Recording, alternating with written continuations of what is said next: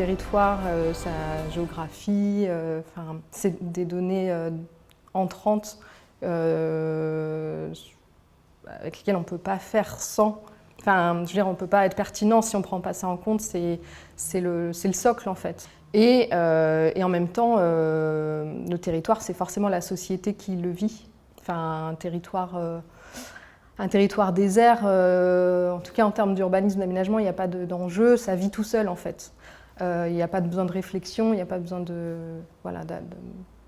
d'accompagnement, alors que c'est quand il y a de la vie que l'urbanisme et l'aménagement, je pense que c'est ça, c'est organiser effectivement la société, le lieu de vie de la population, c'est aussi se fixer des objectifs, c'est accompagner l'évolution perpétuelle de la société. Et donc le territoire, pour moi, c'est indissociable de à la fois la société qui le vit et qui se l'approprie et qui le transforme, et le territoire, le fondement, parce qu'on ne peut pas faire des choses hors sol. En tout cas, on voit bien que ça ne marche pas quand on essaye. Donc pour moi, c'est imbriqué, on ne peut pas faire sans. Historiquement, l'activité, elle est liée, l'activité, les flux humains, la manière dont on s'approprie le territoire, c'est lié à sa géographie. À la base, c'est comme ça que les territoires se sont construits. Donc dire qu'aujourd'hui, on est complètement coupé d'un territoire, je pense que ce serait une erreur, puisque ce serait faire fi des problèmes de risque, des problèmes d'identité d'un territoire. Et aujourd'hui, on voit très bien qu'on a essayé de se couper, et que sur beaucoup de territoires, en France en particulier, après, lorsqu'on est dans des échelles autres, sur des métropoles, etc., on a plus cet affect-là, mais sur des territoires, on ne peut même pas dire ruraux, parce que des territoires urbains, je veux dire, quand on est toulonnais, on se sent toulonnais, on apprécie la géographie toulonnaise, avec le Faron, la mer, ça fait partie de l'identité. Donc ça, je pense on peut pas en faire fi, il faut vraiment que ça entre en compte, et dire on est sur notre territoire, qu'est-ce qui fait la valeur de notre territoire? C'est son paysage, c'est la manière dont il s'est construit, c'est aussi son histoire et son patrimoine. Je pense qu'il faut repartir de la base. C'est-à-dire que la base d'un territoire, c'est son socle géographique. J'entends par là son environnement général, ses composantes naturelles, environnementales, etc. Et puis après, c'est ce que l'homme en a fait. Mais ça vient après, ça vient dans un second temps. C'est quelque chose qu'on a tendance à oublier, c'est-à-dire que dans la manière dont on s'est développé, dont les villes se sont développées, on a au fur et à mesure fait fi de ce socle naturel pour développer des modèles relativement indifférenciés. Et c'est pour moi une des grandes erreurs du développement urbain, du développement territorial des dernières années. Avant tout, ce qui caractérise un territoire, à mon sens, c'est bien son socle naturel. Les activités anthropiques, aujourd'hui, l'ont forcément modifié. On doit en tenir compte et on ne peut pas faire fi de ça, mais pour autant, l'initial, c'est le socle naturel et les composantes géographiques. Moi, j'ai une sensibilité du site en lui-même. Et quelque part, je nous vois, on va dire que l'activité humaine vient toujours en second rang. Alors certes, elle va transformer le territoire, mais quelque part, on est des occupants. On n'est pas la nature première du lieu. Et du coup, vraiment, la ligne d'écriture pour moi des projets doit toujours être le site en lui-même, envisager des activités humaines qui viennent se greffer et s'insérer le plus harmonieusement et presque avec humilité quelque part dans le site. Donc pour moi, c'est toujours vraiment la donnée physique qui prévaut quand j'aborde un site en premier. Je m'intéresse plutôt aux hommes, c'est-à-dire à la société qui compose un territoire. Donc pour moi, un territoire, c'est effectivement des relations sociales, économiques, culturelles. C'est un fonctionnement de la société au sein de ce territoire. Donc la géographie a effectivement un rôle important à jouer là-dessus. Mais pour moi, un territoire, c'est un modèle presque en tout cas une typologie de société. C'est-à-dire que parfois j'ai l'impression qu'il y a de plus grandes différences culturelles ou des plus grandes différences entre des territoires, par exemple entre un territoire métropolitain et un territoire plutôt rural qui sont finalement très proches géographiquement, alors qu'on le voit finalement culturellement entre plusieurs villes, on va trouver plein de similitudes et donc finalement c'est peut-être à mon sens, c'est ça qui fait territoire, c'est le fonctionnement, les caractéristiques sociales de ce territoire. La population et les échanges qu'il y a sur ce territoire-là, parce que j'ai en tout cas envie de croire à ça. Je ne fais pas une réponse intellectuellement fondée, mais en tout cas, moi, j'ai envie dans ma pratique au quotidien de penser que le territoire, il est fait par sa population et par ses échanges. Après, évidemment, je suis géographe de formation, donc j'oublie pas qu'évidemment, il y a des caractéristiques physiques, mais non, enfin, moi, ma réponse, elle est de la population et surtout les échanges, et c'est toute la difficulté aujourd'hui de la crise sanitaire, c'est que ces échanges sont mis à mal. Alors moi, en fait, ce que je dirais, c'est déjà, il y a le site et la situation. Le site, donc, c'est un point géographique. Chaque point est inégal. Ça nous posera des problèmes après. Parce que, par exemple, quand on voit les dispositifs Action Cœur de Ville, où finalement, on a un dispositif qui lisse les inégalités territoriales et lisse les différentes trajectoires, en fait, mais qu'elles soient économiques, humaines, sociales, on se retrouve avec du top-down descendant qui fait penser qu'il n'y a qu'une seule solution. J'ai envie de dire, en France, on n'a plus aucun territoire qui est le résultat simplement de sa géographie physique. Alors, c'est là où j'ai envie de dire notre savoir-faire, notre compétence doit arriver. C'est que la géographie physique va expliquer des choix qui ont été faits par le passé. On le voit actuellement, c'est des choix que des fois, on doit rappeler aux élus, ils sont un peu oubliés ces dernières années. On prend pas très loin d'ici, on prend l'exemple des inondations qu'il y a eu dans les vallées des Alpes-Maritimes. On voit bien que certaines constructions, qui s'expliquent aussi à un moment, on a eu besoin de loger des gens, on ne pouvait plus faire comme avant, mais à l'arrivée, la résultante. Et là, notre travail, c'est de mélanger tout ça. C'est de faire comprendre que le territoire, c'est une résultante aussi de sa géographie physique. À des moments, on n'a pas pu le construire n'importe comment parce qu'il y a eu des contraintes physiques. Alors, on essaie de plus en plus à les rogner par des artefacts techniques, mais on voit bien qu'il y a des limites. Et après, il y a aussi les hommes qui ont conçu ces territoires. Je prends souvent on peut prendre l'exemple de territoires. Certains territoires sont marquants dans ma carrière. On se dit, ce territoire, ils ont tout compris. Alors certes, ils étaient bénis des dieux, et souvent c'est pas eux, c'est pas ceux qui au départ avaient le plus de chance entre nos routiers qui est bien placé, etc. C'est plutôt, à un moment aussi, c'est la question des hommes qui ont conçu ces territoires, qui ont mené la réflexion, qui ont fait ce qu'on était en train de discuter tout à l'heure, sur la capacité aussi à prendre du recul, à se servir de ce qu'on va leur amener pour décider et se dire je mise pas sur le lendemain, mais je mise sur le lendemain. C'est un tout. Ce qui caractérise vraiment un territoire, pour moi, c'est l'ensemble. C'est-à-dire un territoire ne peut pas exister sans économie, il ne peut pas exister sans végétal, sans espace public, sans traiter la mobilité. Pour moi, c'est vraiment pluridisciplinaire et c'est en ça que c'est complexe. C'est-à-dire qu'il faut à la fois construire pour loger de nouvelles personnes, il faut à la fois leur permettre de se déplacer, il faut à la fois leur permettre d'aller travailler dans un périmètre géographique réduit pour pouvoir traiter la mobilité, leur permettre de se développer pas seulement dans le travail, mais également dans leur vie personnelle. Moi, récemment, je suis père. La vie extérieure prend tout son sens. Les nouveaux aménagements, les parcs, le végétal, c'est très important. Et pour moi, c'est ça qui caractérise, c'est un peu le travail sur toutes les thématiques, sans en oublier aucune, en étant le plus pragmatique possible. C'est un tout. C'est un tout. Je dirais même qu'il y a aussi son histoire qui joue une part importante. Bien sûr, je pense que c'est sa géographie, la manière dont le territoire se positionne, se construit et est représenté dans sa géographie. Je pense que c'est aussi des sociétés, c'est des gens qui l'habitent, c'est des gens qui pratiquent le territoire et qui construisent une identité. Mais pour moi, c'est un tout. Et l'histoire des territoires, elle est aussi beaucoup liée à la manière dont ils fonctionnent et à la définition d'un territoire. Puisque on le voit à géographie égale, un territoire n'a pas du tout les mêmes fonctions et la même identité. Donc je pense que c'est un mélange de ces ensembles-là. En fonction du territoire sur lequel on travaille, on va s'axer davantage mais c'est une porte d'entrée, c'est simplement une porte d'entrée. On aura toujours à parler de l'intégralité de ces thèmes-là. On fait le territoire pour les gens, avant tout, mais on ne peut pas s'émanciper de ce qu'il est, de sa capacité, de sa géographie, effectivement, physique, des fonds de vallée, des cours d'eau, etc., qu'on construit simplement les villes, simplement sur un besoin factuel d'aller chercher de l'eau potable à un instant T, en fait. Et je pense qu'il faut qu'on se raccroche à cette implicité-là dans l'exercice de notre quotidien. Et pour moi, il faut repartir de la terre. Donc on va dire J'aurais tendance à repartir d'une géographie physique systématiquement pour aboutir à une géographie humaine et sociale et pour reconfigurer les choses. Donc j'aurais tendance à penser plutôt les choses dans cet ordre-là. Et je pense qu'on a trop pensé jusqu'à présent à l'homme et uniquement aussi à la dimension très anthropique des choses et certainement pas assez dans un système plus global, environnemental, écologique. Et c'est tout l'enjeu maintenant de nos métiers.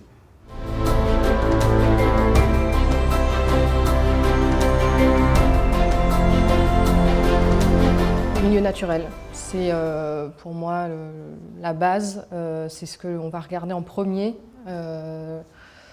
c'est ce qui fonde effectivement une partie du territoire et c'est nous ce qu'on va regarder aussi pour essayer de construire un projet intelligent. La deuxième ressource importante pour moi et qui, je pense, va l'être de plus en plus et ça va être un gros sujet, ça va être des gros enjeux demain, je pense, c'est la ressource en eau. Je pense que il va falloir qu'on pense l'aménagement de plus en plus avec cette entrée-là parce qu'on sait que demain, la répartition de la ressource va être complètement bouleversée. On sait qu'avec le changement climatique, le fonctionnement va être vraiment complètement différent et que du coup, je pense, on va devoir repenser aussi, nous, l'aménagement pour intégrer cet enjeu-là.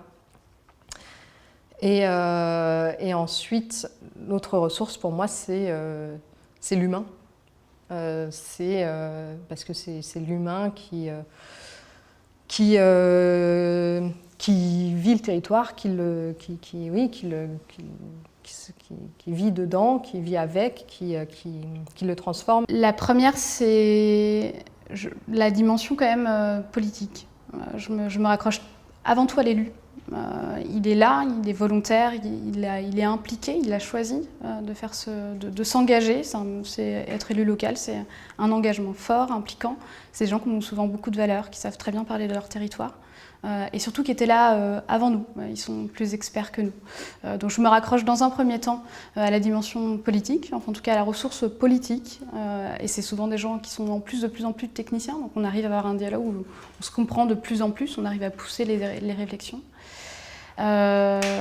L'autre ressource, c'est toujours une ressource humaine, c'est les autres experts du territoire, les regards croisés, ce qu'on appelle chez les personnes publiques associées, ou les partenaires, le CAUE, les architectes, etc. Et puis la ressource, c'est le terrain, c'est d'aller tout de suite sur le terrain et de faire en sorte de croiser à l'occasion d'une balade des gens et de discuter. Souvent, mon terrain est rarement, on va dire, dissocié de cette phase où je vais simplement parler avec la personne qui tient le bar PMU à l'occasion d'un café et voir ce que lui vit et comment il vit. Donc c'est une ressource extrêmement humaine avant tout. Et après, je mets des chiffres, je mets des stats, je donne de l'objectivité. La biodiversité, son état initial, et qu'est-ce qu'on peut y apporter sans fondamentalement le faire muter ou le transformer, c'est-à-dire trouver partie de ses atouts pour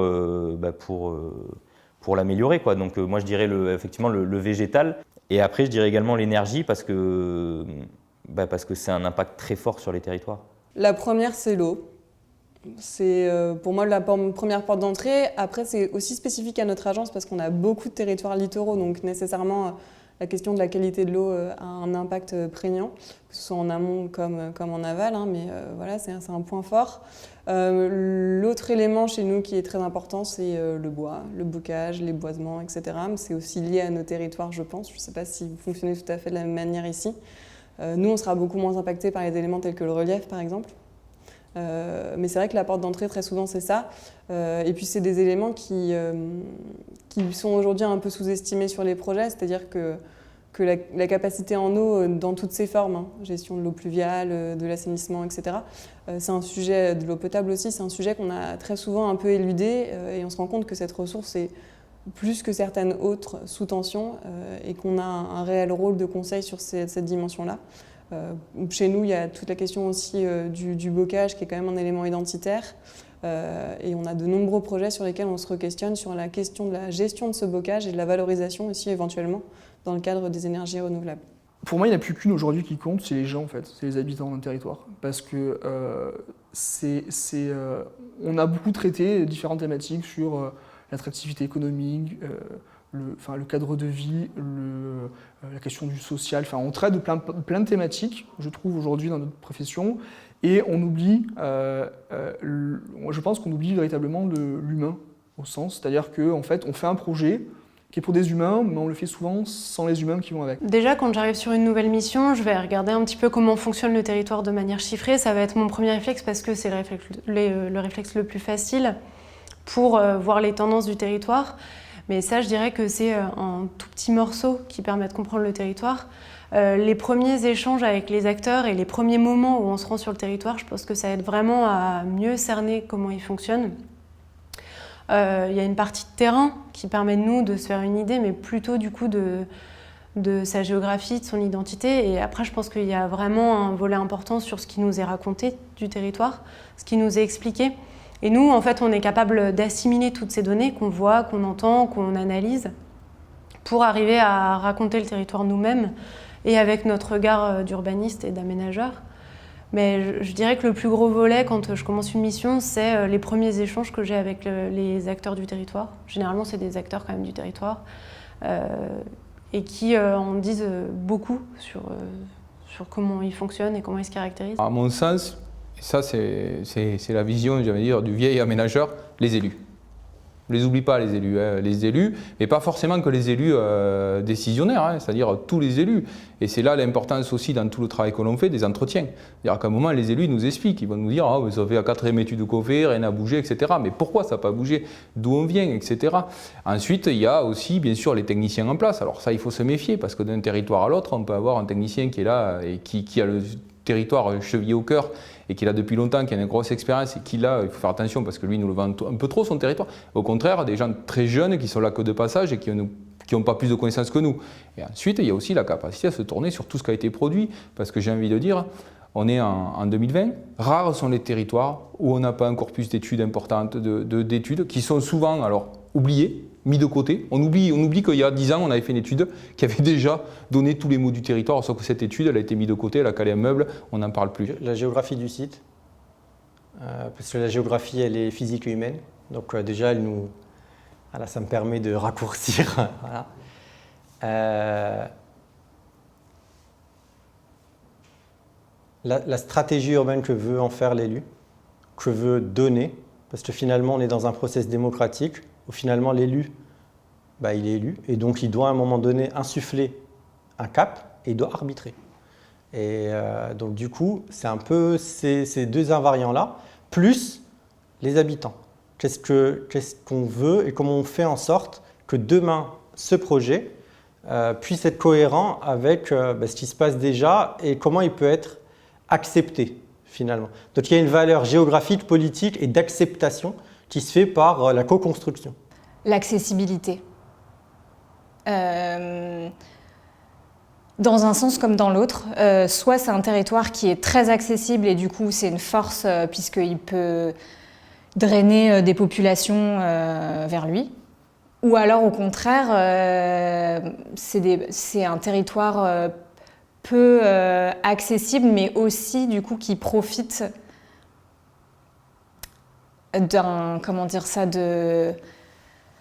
qui pourrait profiter de son caractère plus isolé, de dire voilà, ça peut peut-être attirer d'autres populations. Mais oui, je dirais l'accessibilité, les paysages et l'emploi. Il y a sa topographie, très clairement. La topographie va édifier tout le projet qu'on peut imaginer. Alors, tout d'abord, pour ne pas dénaturer le lieu, mais il y a aussi une logique économique. C'est lutter contre la topo, c'est surenchérir les projets puisque ça va coûter extrêmement cher. La deuxième donnée qui est primordiale pour moi, c'est le fonctionnement hydraulique du site. Aujourd'hui, on voit que la logique de faire fi de comment le site fonctionne ou d'essayer de le canaliser, de le transformer, on en paie les conséquences aujourd'hui. Donc pour moi, c'est vraiment la deuxième donnée primordiale. Et ensuite, effectivement, il y a son occupation actuelle. Aujourd'hui, on intervient de moins en moins, et c'est tant mieux, sur des sites qui sont vierges. On arrive souvent sur des sites occupés. Donc c'est son aménagement. C'est là que l'humain arrive quelque part dans le site et de comprendre comment on a déjà investi ce lieu-là.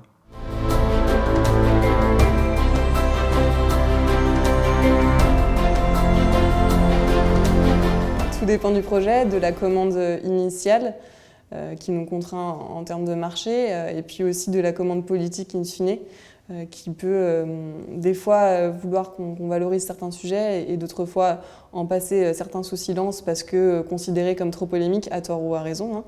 Mais en tout cas, oui, c'est très variable en fonction de la commande qu'on peut avoir sur les sujets. L'idée, c'est si vraiment on est dans un processus, on essaye d'associer les gens, plus que de les interroger, c'est de dire, voilà le territoire. Qu'est-ce que vous en pensez? On construit ensemble les problématiques. C'est vraiment avoir une approche en amont qui soit beaucoup plus large et qui soit beaucoup plus intégratrice en fait, de ces éléments-là. Quand on fait un diagnostic, on n'est pas que technicien, on est aussi simple citoyen. Et on se demande, en tout cas c'est comme ça que je le perçois, mais quand j'aborde un territoire, je me dis aussi, selon les caractéristiques qui me paraissent les plus satisfaisantes ou pas satisfaisantes, mais les plus attirantes pour un territoire, est-ce que mon diagnostic il arrive à faire ressortir ça? Mais aussi parce que j'ai envie de me positionner comme simple habitant et pas forcément sous le prisme de la planification, de la technique et du métier. Heureusement, de plus en plus. Moi, j'ai vu une vraie évolution depuis que je suis arrivée chez Citadia et que je traite ces choses-là. On voit bien que la prise de conscience elle est en cours et que les maîtrises d'ouvrage se rendent bien compte qu'on ne peut pas faire sans, que sinon on ne fait pas quelque chose de pérenne et d'intelligent. Je pense qu'elles le sont de plus en plus, avec un petit bémol sur la ressource en eau, comme je le disais, parce que je pense qu'on ne se rend pas compte encore. On a une espèce d'opulence avec cette ressource-là et on ne se rend pas compte à quel point ça peut être stratégique. Mais je pense que ça va venir aussi. Je pense qu'il y a des projets, notamment à l'agence, sur lesquels j'ai pu travailler de quartier, d'aménagement de quartier global, où on y arrive.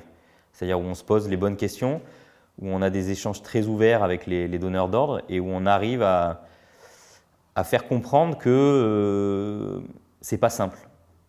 C'est pas un coup de crayon sur un plan, c'est pas des problématiques techniques mises les unes à côté des autres qui sont traitées.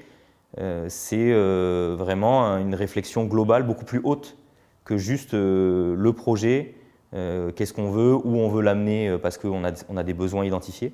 C'est vraiment sortir de ça et avoir une réflexion plus éveillée. Non, parce que nos jours aujourd'hui, notre temps, il est consacré à la formalisation, à une production. Et en fait, le métier d'urbaniste de base, c'est de créer du lien, de la relation et de mettre les choses en relation. Donc c'est un métier de dialogue en fait. Et on laisse assez peu de place au dialogue et on est trop aujourd'hui, je trouve, ancré sur un réflexe d'expertise qui doit se formaliser, si possible avec la statistique la plus poussée, alors qu'en réalité, c'est pas celle qui parle le mieux du territoire, ou pas toujours en tout cas. Donc non, elle n'est pas assez valorisée. On doit mieux la valoriser. L'idéologie, tout ça, de dire le respect du site, etc., tout le monde est d'accord jusqu'au moment où on commence à comprendre que c'est contraignant. Donc on affiche souvent qu'effectivement il faut tout respecter, mais quand on commence à expliquer que vous n'allez pas pouvoir aménager un tiers de ce terrain-là parce que pour son fonctionnement hydraulique on ne peut pas, évidemment ça a un coût derrière. Donc c'est là que c'est plus compliqué. Après très clairement la pratique évolue énormément aujourd'hui et je pense que ce qui est encore de l'ordre de la négociation sera de l'évidence dans quelques années si on fait bien notre travail. On a déjà une bonne vue du territoire avant d'avoir des premiers échanges avec les habitants. Par contre, les échanges avec les acteurs, on les a très rapidement. Je ne sais pas si c'est suffisamment complet. Je pense qu'avoir un échange avec les habitants apporte un autre regard. On l'a, mais pas en amont de la mission. Par contre, oui, avec les acteurs, on l'a suffisamment bien, je trouve, en démarrage de mission. Oui, pour la première, géographie, prends géographie physique humaine, c'est un préalable, c'est la base du diagnostic.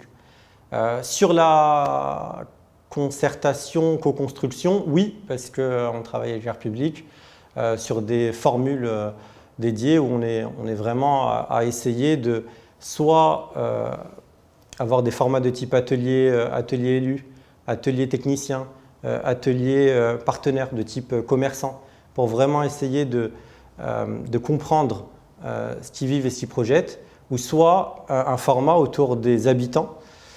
Et donc là, l'idée, c'est vraiment d'arriver à comprendre comment ils se positionnent, est-ce qu'ils sont attachés au lieu, comment ils voient ce lieu, et comment ils peuvent aussi finalement contrebalancer une vision techniciste qu'on pourrait avoir inconsciemment même, et nous donner en fait voilà, c'est un peu les prismes du réel comme dirait Air Public, mais voilà, il y a cette tendance à aller au plus près du quotidien pour ne pas taper à côté en fait.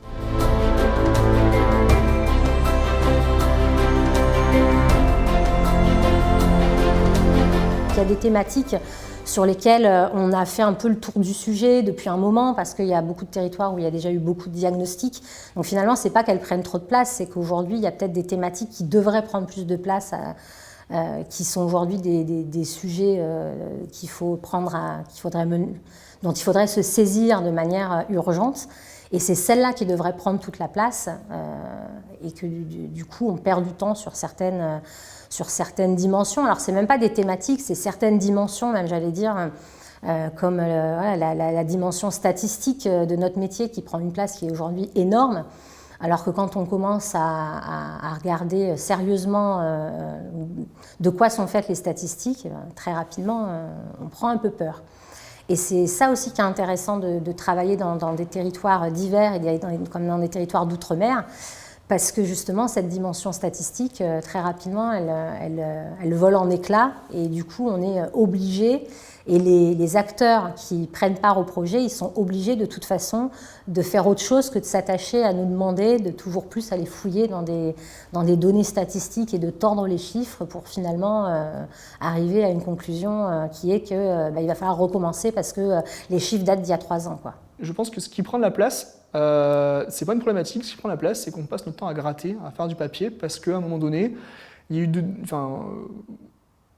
quand on fait un PLU, par exemple, on fait un rapport de présentation, 500 pages d'écriture, de justification, il faut développer.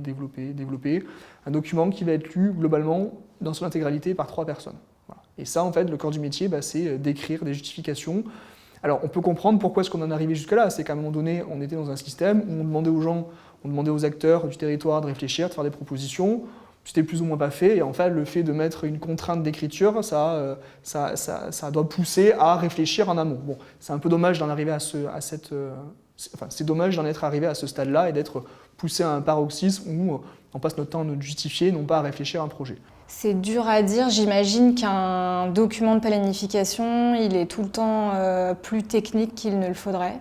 À chaque fois que je le rédige, je me fais cette réflexion. Puisqu'il est censé être lisible pour tous. Par exemple, dans un diagnostic, on retrouve peut-être toutes les thématiques, mais est-ce qu'elles sont réellement accessibles en termes de lecture, de compréhension? Est-ce que c'est pas trop technique? C'est difficile à dire. On a beau être pédagogue et essayer de vulgariser au maximum, ça reste vulgarisé peut-être à notre échelle et pas à celle de tout le monde. À mon sens, parfois, nos maîtrises d'ouvrage perdent le fil de la discussion parce qu'en fait, elles se concentrent sur certaines problématiques très précises, certains sujets qui vont cristalliser en fait les sujets. On a tous l'exemple d'une personne qui va remettre en cause les chiffres de l'INSEE. Et finalement, c'est assez dommage parce que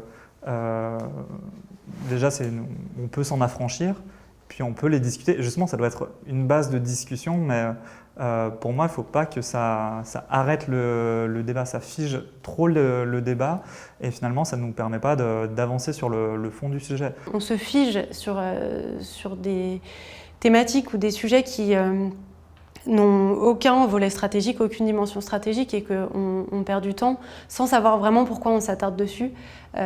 Parfois, on a besoin de faire une monographie de territoire qui rassure finalement, qui montre qu'on a bien compris de quoi on parlait, mais qui en fait n'a aucun intérêt à mon sens. Je pense que par contre, parfois, on s'astreint à vouloir vraiment traiter tout. Et c'est là où, du coup, on perd la stratégie. Des fois, on s'astreint à vouloir traiter toutes les thématiques possibles et de manière approfondie, ce qui nous empêche de voir l'essentiel et ce qui est vraiment important à traiter pour accompagner le territoire. Moi, j'ai envie de dire qu'on a une réglementation qui, chemin faisant, depuis que j'ai commencé à travailler, on a le côté juridique qui a une importance. On a une peur bleue du tribunal. Tous les élus le disent, ah, moi je veux un document qui soit sûr juridiquement, je ne veux pas avoir de problème. Alors ça c'est l'expérience aussi, on a de plus en plus d'associations qui sont montées à un niveau, qui sont capables d'attaquer des documents, des gens qui ont la connaissance, y compris des confrères à nous qui habitent le territoire et qui peuvent jouer dans le cadre d'une association, etc. Parce que ce qui se passe chez eux, ils ne veulent pas le voir, ce qu'ils ont fait ailleurs, hein, ça existe, je le vois très bien. Mais j'ai envie de dire ce côté du côté judiciaire, le côté sécurité juridique. Et j'ai souvent envie de dire aux élus, attendez, on y viendra, la sécurité juridique, mais ça n'empêche pas de réfléchir et d'être intelligent avant. Voilà. Je ne sais pas s'il y a des sujets qui prennent trop de place. Je pense qu'il y a des sujets qui ne sont pas abordés de la bonne manière. C'est autre chose. C'est-à-dire que tout ce qui est développement économique, développement de l'habitat, c'est les sujets les prédominants sur les sujets de planification. C'est le cheval de bataille. Dès la deuxième réunion, on veut déjà savoir combien on aura de surface à bâtir pour chacune des communes dans leur lotissement. L'enjeu aujourd'hui, il n'est plus là, il ne se pose plus de cette manière-là, et un de nos gros enjeux, de nos gros défis en tant qu'urbanistes, que professionnels d'aménagement du territoire, c'est de les amener à se positionner différemment sur ces sujets-là, et alors ouvrir les yeux sur les autres enjeux qui sont possibles en domaine d'aménagement et d'urbanisme, au-delà de ce prisme uniquement foncier et développement, extension des territoires bâtis. À la pression foncière actuellement, c'est-à-dire qu'il y a des prix de foncier qui sont extrêmement élevés, qui impliquent que pour un promoteur par exemple, ils vont vouloir construire toujours plus, sûrement toujours plus rentable, c'est-à-dire toujours plus petit, sans prendre en compte, je veux dire, l'acteur public, lui sa volonté c'est pas de construire beaucoup et petit, lui il veut construire quelque chose de vivable pour ses administrés, il veut quelque chose qui ait du sens. Et sauf que le fait de vendre quelque chose de très cher, ça implique une déresponsabilisation pour moi du promoteur sur l'acte de bâtir.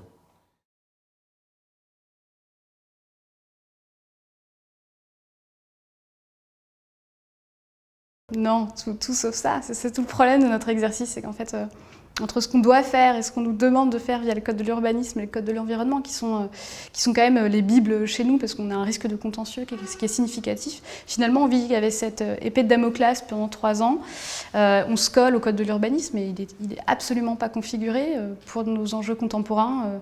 L'élément le plus factuel, par exemple, c'est l'enjeu d'objectifs de limitation de la consommation d'espace, qui est quand même, on va dire, un enjeu central. La manière, ne serait-ce dont c'est formulé, ça donne de la légitimité à l'acte de consommer. Et puis est-ce que le mot « consommer » a encore un sens dans nos sociétés où on est censé quand même se réinterroger sur nos manières de consommer, ou en tout cas de vivre, d'acquérir, de partager, etc.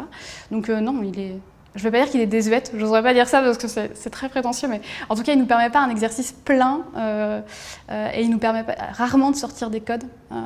Et c'est ça dont on aurait besoin pour faire émerger autre chose sur les territoires. Et ça conduit à des documents qui sont très similaires, en fait. Malheureusement, ça conduit à une généralisation, à une banalisation des documents d'urbanisme. Non. Fondamentalement, je dirais que non, parce que en fait, on se coupe un petit peu. Alors là, c'est toujours pareil, je reprends un peu la sphère plus du bâtiment parce que c'est là où moi j'ai énormément de retours d'expérience. C'est-à-dire qu'on suit, nous, les bâtiments après leur livraison et on est un petit peu au contact des usagers.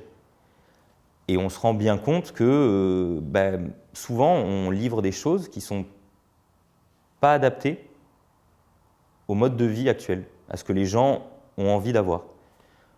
Et ça, c'est problématique. C'est problématique parce que construire quelque chose qui coûte cher à tout le monde, mais qui au final ne répond pas à la question posée, ça n'a pas de sens. Moi, je dis souvent aux élus, est-ce que vous avez envie d'y habiter dans ce quartier qu'on est en train de créer? C'est la bonne question. Hein. Dire, le jour où il y a quelque chose à vendre, est-ce que vous y habitez? Et la dernière fois, j'étais avec un maire qui me disait, moi, je ne veux pas de ce dessin d'OAP, pour être technique, de schéma d'aménagement, parce que moi, je n'ai pas envie d'y habiter. derrière. Et moi, je pense que ça, c'est la bonne réflexion. Alors, il faut faire attention aussi de ne pas tomber dans l'excès inverse, parce qu'on peut avoir aussi chacun...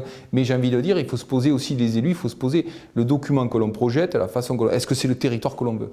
Et ça, c'est compliqué. Et une nouvelle fois, je reviens à la case avant, l'arbitrage entre la loi nationale qui est... c'est un tsunami, elle arrive, elle est partout, on imagine, on n'a aucune connaissance des réalités locales et nous on arrive derrière, c'est quand même, ça fait partie de notre métier de conseiller les collectivités sur cette application de cette loi, dire de faire attention, de mettre des garde-fous, mais à un moment, j'ai envie de dire, l'essence c'est qu'on a envie d'habiter, envie de faire, ce qu'on fait, c'est est-ce que je le ferais si c'était pour moi? Je dirais qu'on fait de notre mieux, ça ne veut pas dire qu'on réussit, après... On dira toujours que le diagnostic, on le co-construit, on ne le fait pas tout seul, on n'est pas des techniciens qui étudions l'INSEE, et on ressort des chiffres et on fait aussi du terrain, on discute avec les élus, on discute avec les techniciens, donc ce n'est pas un travail qui est, je pense, totalement déconnecté. En revanche, il est déconnecté de certains...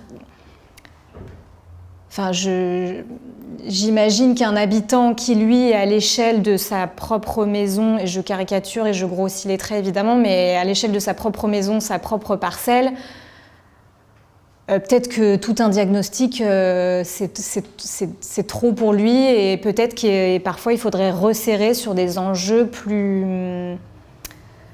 Comment est-ce que je pourrais dire ça? Plus...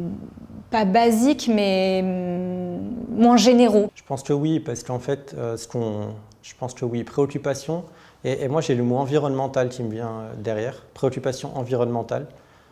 Je pense que c'est un cap qui a été passé depuis un certain moment, mais finalement, l'urbain, on le voit, il y a la géographie, il y a l'humain, il y a l'économie, il y a le politique, mais finalement, tout ce qui rassemble tous ces éléments-là, c'est potentiellement la notion d'environnement. Finalement, l'environnement, ce n'est pas que de la biodiversité. C'est aussi une question de santé, de bien-être, d'égalité. Et du coup, c'est ce qu'on essaye de prôner, nous, dans nos projets. C'est essayer de voir, beaucoup plus large, d'élargir la focale. Je pense qu'il y a comme je le disais, il y a la prise de conscience donc, qui fait que pour les gens, c'est de plus en plus important aussi de prendre en compte l'environnement, d'habiter dans un territoire qui est en phase avec son environnement, parce que aussi ça touche finalement à la santé derrière. Donc je pense que ça, c'est de plus en plus prégnant. Maintenant, je pense aussi que selon les territoires, c'est pas la préoccupation première, et je peux l'entendre. Quand on intervient sur des territoires où on a des problématiques sociales importantes, qu'il y a de la fracture sociale, je peux comprendre que l'environnement, ce ne soit pas la priorité et que ce soit l'humain qu'on mette au cœur de la stratégie. Et vraiment, c'est tout à fait normal et c'est humain, pour le coup. Je pense que ça dépend, là encore, des territoires. On a un peu une posture parfois de médecin, c'est-à-dire que les gens, entre le problème qu'ils ont et le traitement qu'ils imaginent, il y a un delta. Et toi, tu as l'impression de connaître la bonne réponse et de dire aux gens, mais peut-être que si on piétonnisait la rue qui était à côté de chez vous et qu'au lieu de faire 5 km en voiture, vous preniez votre vélo, vous alliez à pied, on gagnerait beaucoup en confort de vie. Et donc en fait, les gens sont d'accord sur le constat, tu vois, de qu'est-ce que c'est mal habiter, mal vivre, mais sur les solutions, c'est là qu'on rentre en conflit et qu'il faut arriver à négocier.